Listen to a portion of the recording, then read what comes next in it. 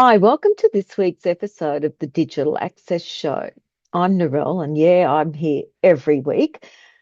I'm we're going in a different direction this week. The reason being is that I get very frustrated at times when everyone thinks that the only way to do something is the one way. They don't know of another way to do it, but there is always another way. And look, it happens in the digital accessibility world. It happens in the computing world. I don't know how many times I will have been shown how to do something in one way by one person and another way by someone else. The outcome's always the same, and that's fine. Doesn't matter how you do it, as long as you get the same results, it's done properly, every I is, dotted correctly and every T is crossed. Now, to talk about that is two people, two friends I've met, Jessie Costelloe from Rise OS and Marzieh Tafreshi from IW Solutions. Welcome, Jessie and Marzieh. Thank you so much for coming on the show. Thank you, Narelle. Anytime, Narelle. Okay, guys, I first of all want to introduce you or our audience to you because they're your fresh faces. Marzieh, can you tell us a bit about yourself and why you got into digital accessibility? Absolutely. So I own my own business. As you introduced me, I own a company called Inclusive Workforce Solutions. And I actually created that company as I found a bit of a need in the health and disability space to fill gaps for organizations in regards to recruitment, compliance, marketing, etc. Mhm. However, my true passion lies with digital accessibility purely because I actually am dyslexic. I sometimes struggle with understanding information from the same person's lens. My mind, I've been told it's actually a good thing. Richard Branson is dyslexic and, his created version. But my mind actually views information differently to most people. So I found by creating a company, not only was I able to communicate what I can communicate to my clients, I find having my own company allows me to, I guess, see the world and see employers from the lens that I want to see. I feel a bit more in control having my own company, but I am extremely passionate about digital accessibility, and that's why I did call my company Inclusive Workforce Solutions, because I think we really need to create a more inclusive environment. And the only way to do that is for people like me or you, Narelle, or even Jessie, is for people to understand that not everyone's minds are the same. We need to be an inclusive world where we absolutely all view information differently, whether that is, from, vision impairment or dyslexia or neurodiversity. We absolutely all view information differently. And that's what I'm passionate about. Over to you, Jessie. Yeah, tell us more, Jessie. Thanks, Marzi. To follow on, I guess I sometimes feel a bit different as well. So I share that with both of you guys and probably some of our listeners. I I'm very passionate about design. It's something that I have done since I was very young. And at the same time, my family has been involved with disabilities since I was a child as well.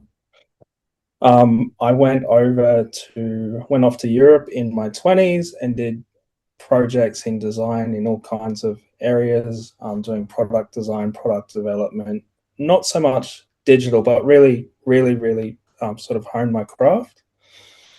And in 2018, I started volunteering at a children's playground in London, and the kids had autism. And one summer, I ended up in their offices and saw the systems that they were using, and also understood that the kids, there was all this great technology, but it wasn't well executed or used with people that needed it the most. And it was like a light bulb moment. It was like I had all this experience in the care sector and with disability and was living it, and all this experience in like design and technology, and never really crossed them over.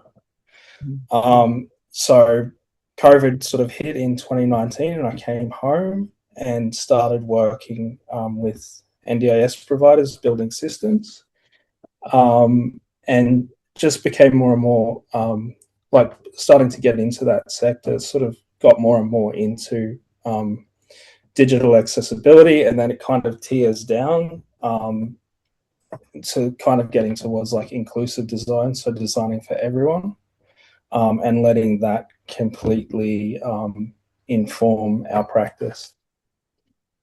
So, what's the name of your business, Jesse? Because I think people need to understand why you're talking about what you're doing as well.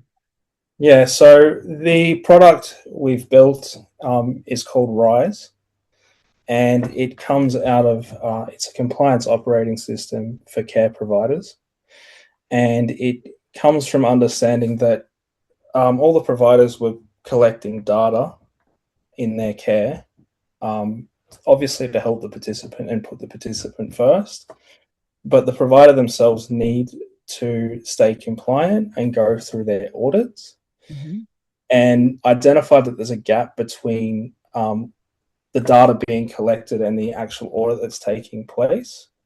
So Rise sits as a layer between the data and the audit and compliance to make sure that the data that's being collected is compliant to help with the audit and registration for providers. Okay. In everything that we've been talking about lately, the gap always seems to come back to, particularly with digital accessibility, is the lack of innovation, isn't it? What do you see, or where do you see the biggest gap with digital accessibility is currently, Jesse? I think it's knowledge. And there's I can say that I think awareness, I think we're on a wave, and you may, so awareness has become sort of over the last 5-6 years that I've been working, a lot more people are talking about it. So there is a gap, and it is that companies and people need to adopt it and be aware of it. In saying that, I do believe that we're on a wave, and this is just going to take more and more of a front seat in technology and design. You can see that across lots of companies and products, that things are moving in the right direction. But it is education, and also it's a specific skill set and a specific knowledge base that people don't necessarily have when they go off and build. They're not considering it. So it is just the knowledge and understanding. Marzieh, from the workforce side of it and the inclusive workforce side of it, where do you see the gap is between digital accessibility and what's currently happening? I actually, it's a really good question, Narelle. I actually second what Jesse's saying. I think awareness is definitely a topic in regards to digital accessibility, but in regards to specifically HR, like human resources, what I'm finding is very prevalent at the moment is people are realizing through AI, through technology, through innovation, that there are other options, and things like technology can actually improve digital accessibility. An example I can use is just even in regards to like using a CRM as an example. You can get, I guess, sometimes you can talk to a technology piece, and that technology piece can create notes for you. So if the issue might be accessing information through your eyesight, you might be able to then use AI to, I guess, see information or hear information through a different lens. So I think information is more available due to innovation. if that makes sense. And I'm definitely finding the workforce is getting quite excited about, I guess, opportunities Mhm. in the accessibility space, because through more opportunities, through more conversations, there are more people that are actually able to feel inclusive within society and within the conversations that we have, especially in the health and disability sector. In the health and disability sector, Marzi, how much consideration do you think is being given right now to what AI can do for digital accessibility, or do you think it's just the start of that journey? It's definitely the start. Mhm. I smile when you actually ask that question, Narelle. We're definitely not where we need to be. I can see Jesse nodding his head almost. He's smiling. We're not near at all where we're meant to be. The conversation has started. I feel like the reason digital accessibility is such an important topic is sometimes organizations don't understand what that means. Mhm. So, what does it mean to be digital accessible, like digital and accessible?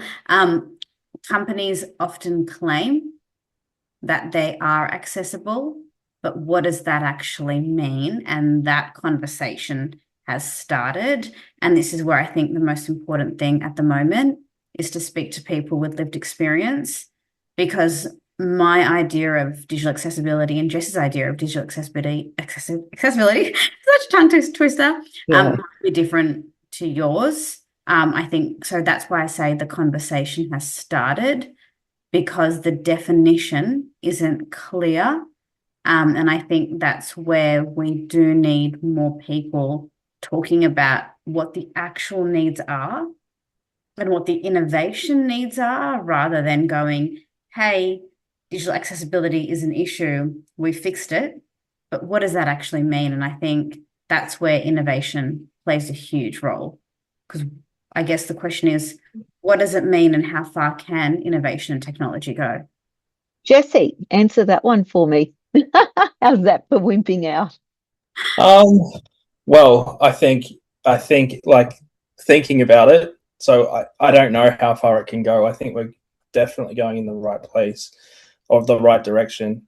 Um, I have my own views on AI, and I'm going to throw it up there. And it's not a negative at all. It's Mhm. just that everywhere that I use AI, you can see there's lots of gaps.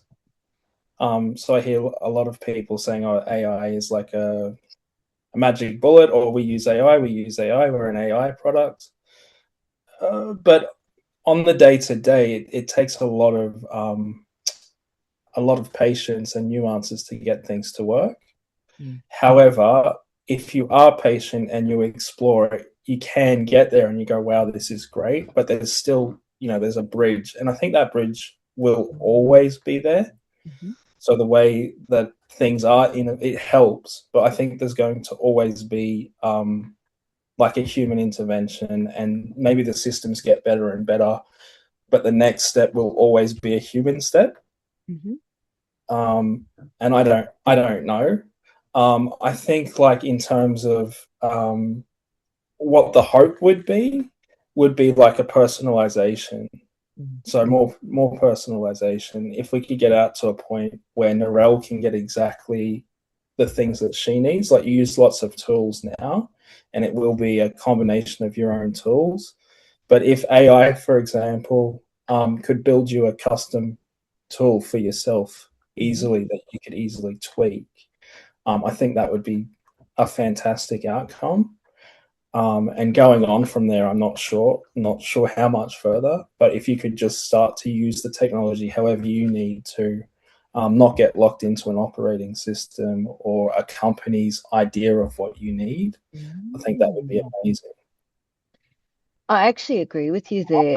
And while you were talking about it, one of the things I kept coming back to is agentic AIs and whether that could be a tool that can be harnessed. Can you quickly explain more about what an agentic AI is, Jesse?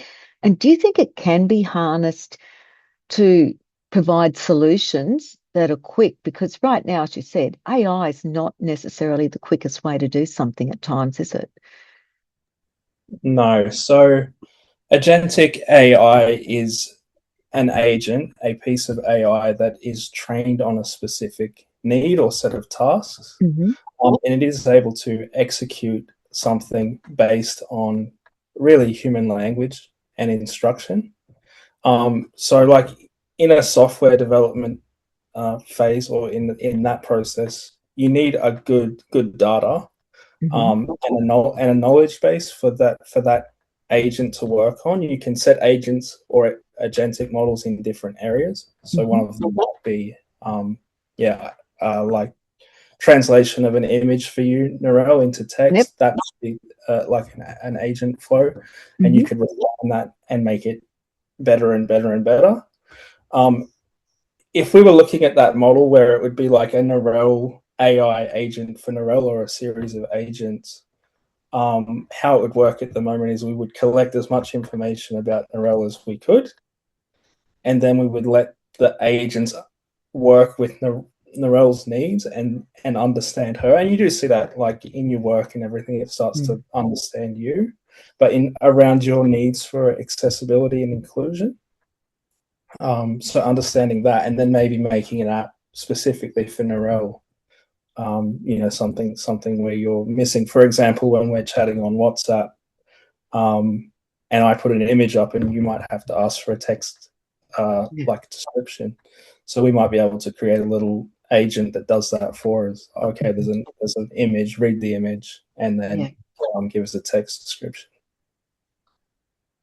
Marzieh, when we think about this, though, there's an element of the Privacy Act, security about, say, if we use my information within AIs.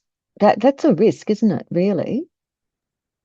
100%. I think the biggest issue we're finding with AI is that privacy is being breached.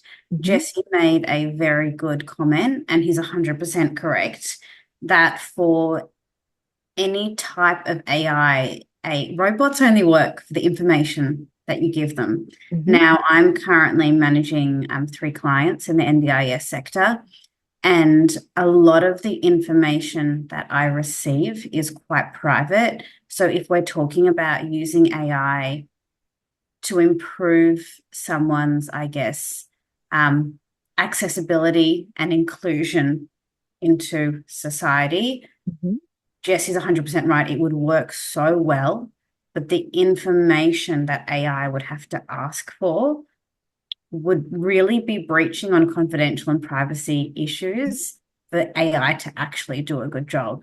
Now, I completely agree with Jesse's idea, and I think it's definitely needed. But I think the worry of using AI specifically when we talk about innovation is the breach of confidentiality. I know, for example, and I can only use the NDIS in regards to this example, but I know in regards to the NDIS, before a participant starts interacting with an NDIS provider, they do complete a confidentiality form. It's quite strict in regards to what the provider can access, obviously depending on the situation.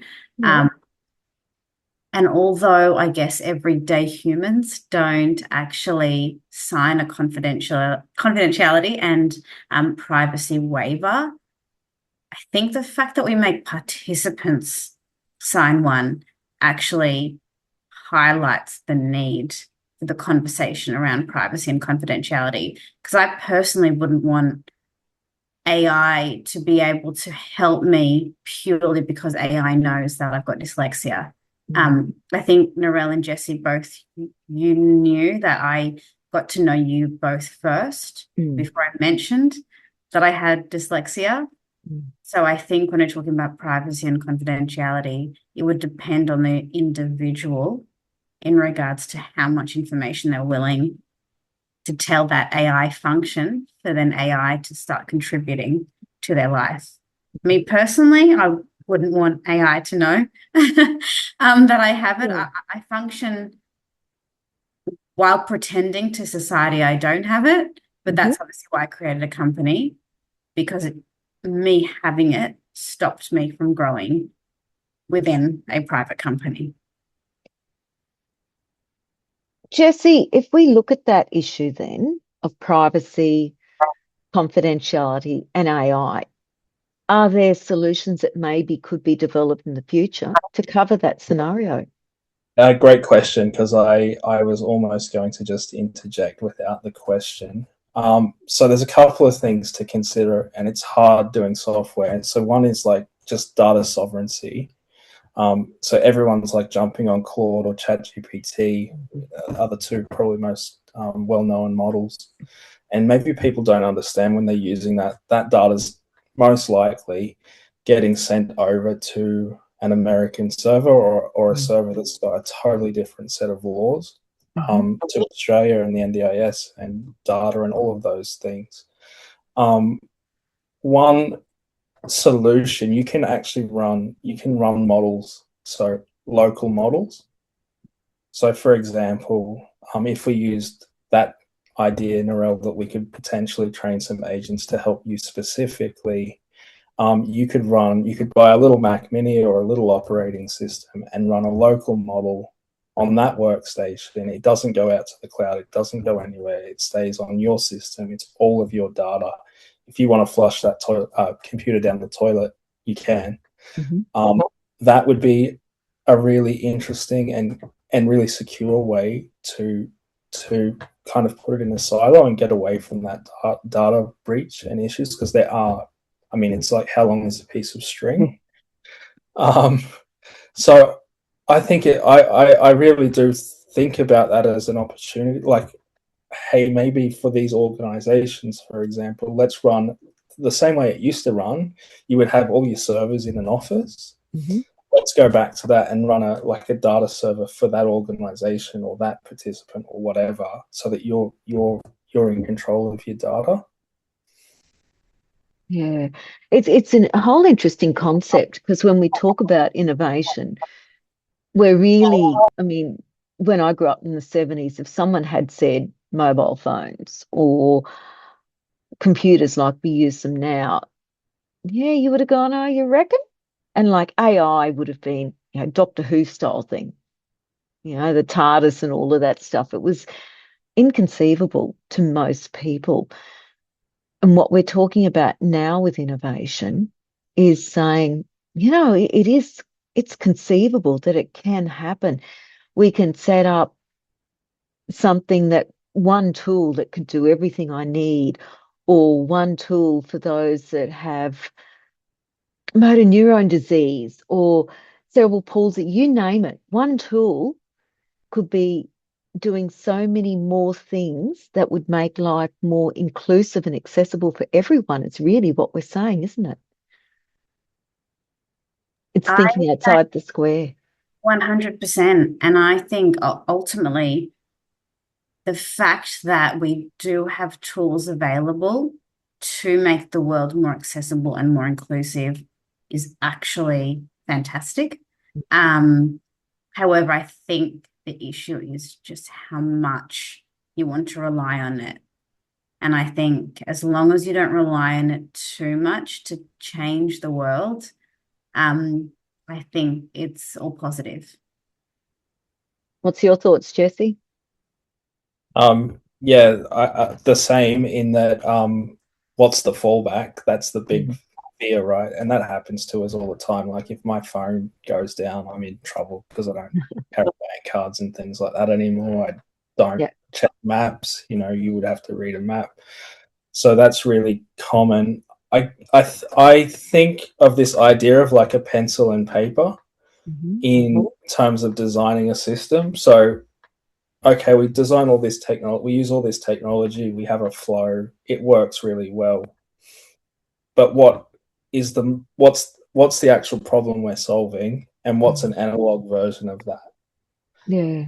Is the pencil and paper actually the best way to do it? It's like, hey, I can get the information down and write the note. So what's the analog version of this? If we crash, what's the battery generator? How do we still get the outcome without the person getting completely lost? I actually think I have an answer to that, which is actually kind of exciting. I think the answer is that information using AI, that information makes information in general more accessible. So whether you are someone that's nonverbal, whether you're someone that's dyslexic, whether you're someone that's vision impaired, neurodivergent, going through issues where you may not be able to so for example, I had actually had this happen to me recently. I was having a really bad day and I needed to communicate an email to an important stakeholder.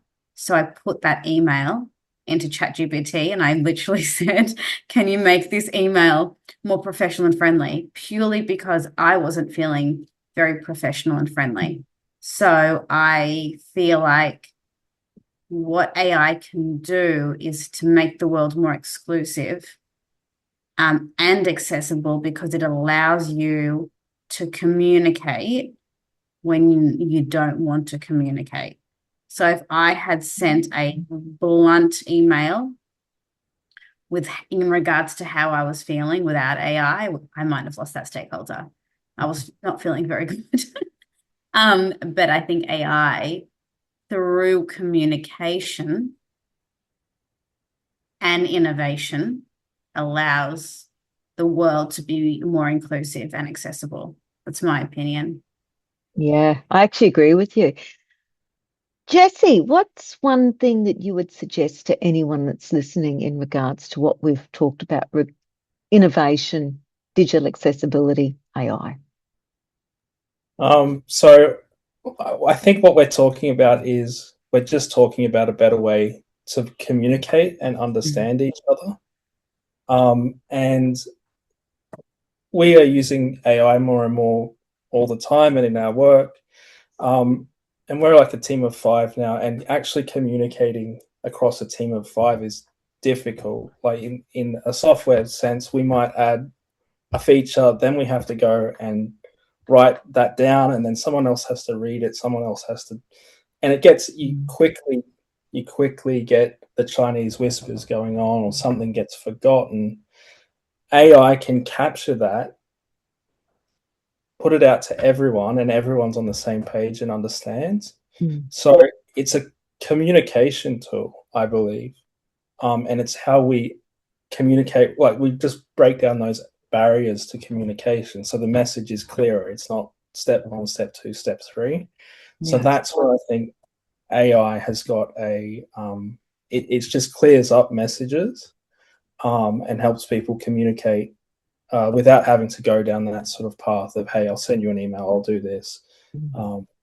Yeah, Thanks. Marzieh, one final thought. I actually agree with Jesse. I think definitely use it, but while also knowing that, traditional methods also work too.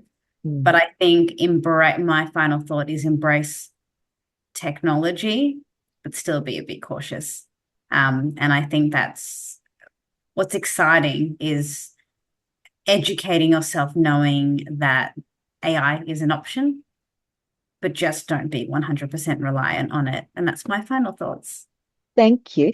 Marzieh, how can people get in contact with you to keep chatting about AI, inclusive workforce solutions? The best Your way, to work. be honest, is my number. I shouldn't say that, but I probably respond to my messages more than I respond to emails. So my number is 0407 417 599, or emails, or just through my website. But thank you for asking, Narelle.